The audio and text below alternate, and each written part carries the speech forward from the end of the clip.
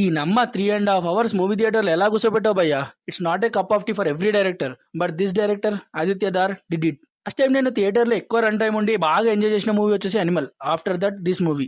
ఏ movie గురించి మాట్లాడుతున్నా అంటే రణ్వీర్ సింగ్ ది రీసెంట్ గా రిలీజ్ అయిన మూవీ దురంధర్ అనేది based upon true incidents. Movie story line వచ్చేసి పాకిస్తాన్ లో ఉండే టెర్రరిస్ట్ మధ్యలో మన ఇండియన్ అండర్ కవర్ ఏజెంట్ ఉండి మన ఇండియా మీద థ్రెట్స్ రాకుండా ఎలా ఆపాడు అన్నది మూవీ స్టోరీ లైన్.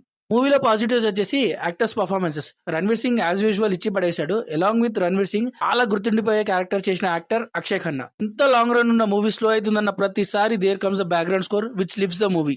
మూవీలో బ్యాక్గ్రౌండ్ స్కోర్ అనేది చాలా బాగుంది అండ్ సాంగ్స్ కూడా చాలా బాగున్నాయి మూవీలో. ఇంకోటి మూవీ స్లో అవుతున్న ప్రతిసారి కొన్ని సీన్స్ వచ్చాయి, అవి చాలా డిస్టర్బింగ్ ఉన్నాయి. సో ఆ సీన్స్ చూసినప్పుడు అయితే నేనైతే అబ్బా కళ్ళు మూసేసుకున్నా.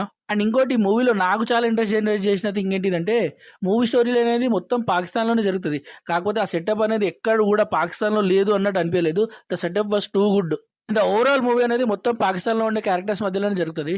ఓవరాల్ గా ఈ మూవీ అనేది నాకు చాలా బాగా నచ్చింది. లైక్ ఒక వెబ్ సిరీస్ అనేది కంటిన్యూగా ఆపకుండా 3.5 hours థియేటర్లో కూర్చొని చూసినట్టు అనిపించింది. అండ్ ఇంకా పార్ట్ 2 కూడా ఉంటే బాగుంది అనిపించింది. And there is a part 2. So మీరు కూడా ఈ మూవీ చూడాలనుకుంటే తప్పకుండా థియేటర్లో చూడండి. కాకపోతే కొంచెం డిస్టర్బింగ్ సీన్స్ ఉన్నాయి. ఒకవేళ మీరు ఈ మూవీ చూస్తుంటే మీకు ఎలా అనిపించిందో కమెంట్లో కమెంట్ చేయండి. Thank you, by by.